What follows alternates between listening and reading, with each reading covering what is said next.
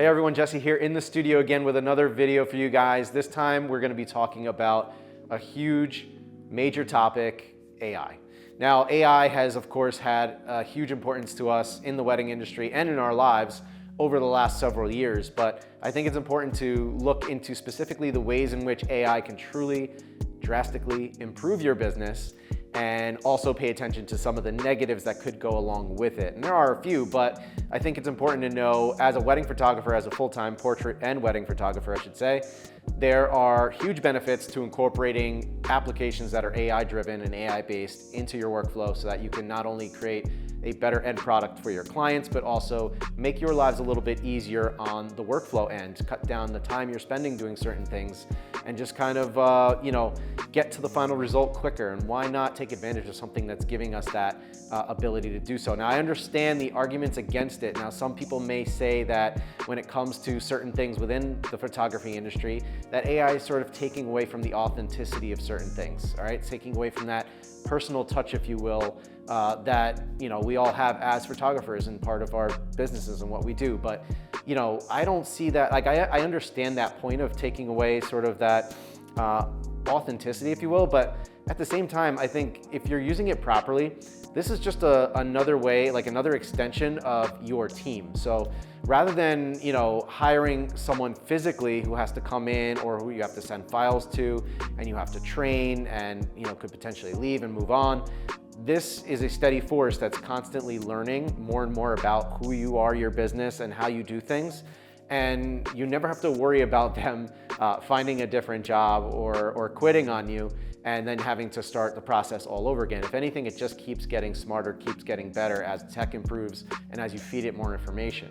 So ways in which that we in particular would use this, of course, is going to be culling, editing, and retouching. Those are the three major areas of our business that we're leveraging AI. So it comes down to really, well, as you know, Photoshop and the whole Adobe suite has incorporated a lot of AI recently as well. So yes, it is part of Photoshop. It is part of any workflow we might have where we're leveraging generative fill or whatever it might be. So there's ways of using it that go obviously above and beyond what's sort of realistic. The way, of course, that we try and use it is in a way that would just speed up something that we can do by hand without changing too much of the authenticity of the photo. So if we're just removing, let's say, a garbage can that's in a background of a photograph, and maybe it's a little bit more of a trickier background to spend extra time doing clone stamping or whatever it is, and we're gonna leverage the generative fill to kind of fix that for us, and it's gonna make it seamless, then I don't see any reason why you shouldn't do that. I understand being pure, but I'd rather save the time over that title of, okay, it's pure, I did it by hand. No matter what, you're changing pixels. So I don't know, who you're fooling, whether the AI is doing it for you or you're doing it for you, you're still changing the photo. So there's really no difference in my opinion. So in that case, get it done faster. Now, outside of the Adobe suite and Photoshop mainly is where I'd be using AI-based tools. The big thing is Aftershoot for our culling and our color correction, our editing. Aftershoot, of course, we've been using it for years now. We're ambassadors of Aftershoot itself, and the amount of time over the years we've saved, the amount of time we've cut off of our turnaround time, our workflow in general, has been incredible. So we can't argue against something that's getting our clients their images quicker without compromising the quality and sort of the look and feel of our studio. Now, I think a lot of concerns too come with, well, if this is, if this is a software that's doing the work for you and everyone's using it, is everyone's image is going to look the same? And the great thing about it is that Aftershoot, obviously, once you've fed it enough images to learn your style, it will color correct and edit according to your preferences, your style. So that's what makes it unique to you. And even if you were to use, say, in Aftershoot, they have a marketplace, so you can purchase presets or you can purchase looks, right, from other photographers, and that's great. Like, there's no real downside to using that if you love somebody's particular look and profile, and you want to pay to access it and use it. I don't think that's going to, at the end of the day, your pictures are still what separates one photographer from the next. The editing can be the same, the color, the color tones, the balance, but at the end of the day, the picture itself still is going to be a representation of your work. So I still feel like, yes, it's giving us tools that are potentially accessible to other photographers. Their colors might look similar to ours, but I guarantee you, if you take a picture that I took and you take a picture that someone else took, irregardless of whether the colors match, there's still so much more going on behind it. The posing, the lighting, the expressions, those are the things that are still gonna hold true to you and your style. And regardless, if the colors look the same, it doesn't matter. There's a lot of intangibles still behind the scenes. So, I understand that concern of like, I don't want my photos to look color-wise like everyone else's, but I think at the end of the day, we're typically after the same goal. We want standard, clean images to deliver to our clients. Then how we vary from there and whatever our style might be, that's up to us. If the AI is capable of picking up on those trends and those styles that we like, then why not leverage that? There's no reason to not. Now, when it comes to the culling, of course, culling is another huge task, and it was a task for us that was so daunting, taking thousands of photos from a wedding day and then having to come back and go through them one at a time, one by one, to pick the winners. This would take hours upon hours, and not only is it just a time waster, but you're straining your eyes looking at the screen for so long. And while you're looking at the screen for so long, you can't write back to emails and you can't do other things. So unless you have a full team that's all dedicated to doing different tasks, it's hard to keep up if you're doing this manually by hand. So this is where the AI culling comes in huge, number one. So it's gonna do that initial sweep for us. It's gonna run through, take those 6, 7, 8,000 images we might feed it at the end of the wedding day, and it's gonna do the brunt of the work. Behind the scenes, this is something you can run at night. This is something you can run in the morning before you go make your coffee and breakfast, and let it do the work, let it get the brunt of the work down.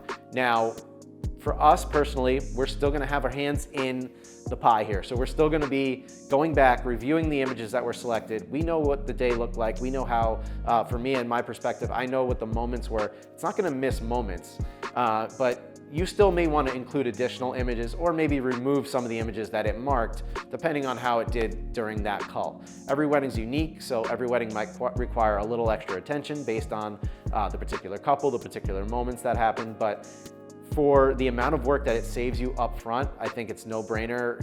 You should be leveraging this in your business as well, especially if you're shooting high volume jobs like weddings and events. So, I would recommend you definitely check into the options there. Aftershoot is our number one. We absolutely love the people behind the brand, so that's really huge to us. I know I say that a lot in my videos, but it goes a long way. The fact that they're consistently and constantly updating the software and listening to the users, I think that's critical as well. Just the product itself is really well designed. The workflow is very easy. Once you get accustomed to kind of going through that, we actually made a video specifically on our Aftershoot workflow detailing the steps that we take to get from initial import out through final delivery. So you could definitely be sure to check that out as well. And then of course, on the other side of that, first and foremost, Aftershoot has a new feature coming out that touches on retouching. So we're excited to have an opportunity to look into retouching once it's released so that we can incorporate that into our business as well. In the meantime, we've been using Evoto AI to do a lot of our retouching for our portraits and our creatives. So, we're not doing this for a whole set of wedding proofs that we're delivering, but let's say a lot of the times we create a recap gallery or photos that go into an album that get a little extra attention. We're leveraging something like Evoto AI, which can, again, go based off of styles that you create, presets that you might create for different types of jobs, headshots, maternity, weddings, that sort of thing. And then you can leverage those presets to edit large volumes of photos quickly and stay consistent in your style. So in addition to, of course, Evoto AI has tons of options and sliders that you can utilize as you edit your photos. But what I love is that once I've gotten down to a sweet spot, I kind of create a preset based off of that scenario, that type of shoot, that type of client that I had, and I name it accordingly so that when I do another session that's similar, I can go right back to that starting point and then tweak as needed to get to the final image. Again, Evoto AI is great. It's based off of a credit system. So every time you export an image that you're looking to finalize, you will burn a credit and you purchase blocks of credits as needed. And they have a bunch of different options in terms of subscriptions. So it's really great. I think For us in particular, being able to turn around now our headshots and our portrait sessions much quicker while being consistent.